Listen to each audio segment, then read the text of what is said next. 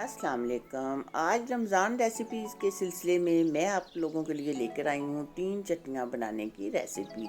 ये चटनियाँ रमज़ानुल मुबारक में तकरीबन रोज़ ही हमें चाहिए होती हैं, तो थोड़ी थोड़ी बनाने में टाइम बहुत ज़्यादा लग जाता है। तो हम ये रमज़ानुल मुबारक से पहले बना के रख लें तो टाइम की बहुत ज़्यादा बचत हो जाती है। ये समोसे, पकौड़े, दही बड़े, कचौरियाँ, हर चीज़ के लिए ये चटनियाँ इस्तेमाल होती हैं। तो चलिए देखें कि मैंने ये किस तरह बनाया है। सबसे पहले हम बनाते हैं इमली की चटनी। 100 ग्राम इमली को मैंने भिगो दिया था और फिर उसका पल्प छान लिया है। 50 ग्राम आलू बुखारे भी मैंने भिगो दिए थे, वो भी साथ ही डाल देते हैं। अब इसमें हम डालेंगे 200 ग्राम गुड़। अगर आपके पास गुड़ है तो डालें, वरना आप चीनी डाल लें। बॉयल आने पर हम इसमें डालेंगे कुछ मसाले, जो कि है 1 टीस्पून काली मिर्च, 1 टीस्पून कुटी हुई लाल मिर्च, हाफ टी स्पून नमक और हाफ टी स्पून ही हम इसमें डालेंगे सौंठ पाउडर यानी अदरक का पाउडर। साथ ही हम डाल देंगे 1 table spoon cooking oil. Cooking oil से इसकी लाइफ बढ़ जाती है, यानी जल्दी ख़राब नहीं होती। अच्छी तरह हम इस चटनी को पकाएंगे। अच्छी तरह पकाना बहुत ज़रूरी है, वरना ये ख़राब हो जाती है। इस तरह की थिक हो जाए तो फ्लेम आप ऑफ करके इसको किसी बर्तन में निकाल लें। अब हम दूसरी चटनी बनाते हैं, जो कि है हरी चटनी। इसके लिए मैंने लिया है 1 कप धनिया, 1 कप पुदीना, चंद कलियां लहसुन की, अदरक, 4 टेबल स्पून लेमन जूस है और 8-10 हरी मिर्चें हैं। अब इन सब चीज़ों को हम डालेंगे ब्लेंडर में। ये सब सब्जियां आप धो के अच्छी तरह इनकी मिट्टी वगैरह उतार लें।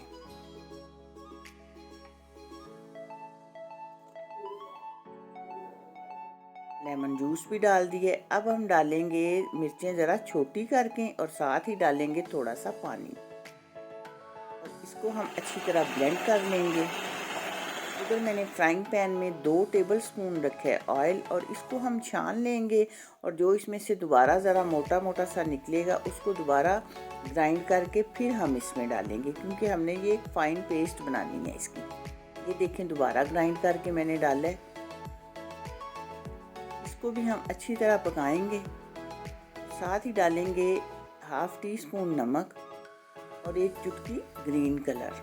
ये आपकी मर्ज़ी है, अगर आप डालना चाहते हो डाल लें। सिर्फ क्या होगा कि कलर इसका ग्रीन ज़रा अच्छा हो जाएगा। इसकी थिकनेस के लिए हमने क्या करना है कि 1 टेबल स्पून कॉर्नफ्लोर लेना है और उसको घोल लेना है पानी में, और थोड़ा थोड़ा करके हम इसमें शामिल करेंगे। एकदम से शामिल नहीं करना। जब थिकनेस हमारी मर्ज़ी की हो जाएगी तब हम रोक देंगे। ये इस तरह देखें, थोड़ा थोड़ा करके डालते जाएंगे और इसकी थिकनेस देखते जाएंगे।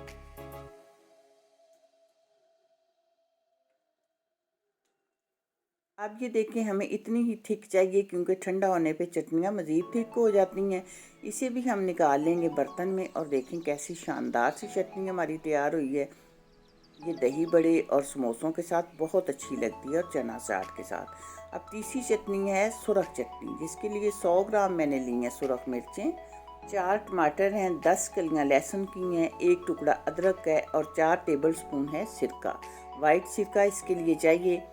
ये चीज़ें भी हम सब डालेंगे ब्लेंडर में। मिर्चों को मैंने अच्छी तरह धो लिया था।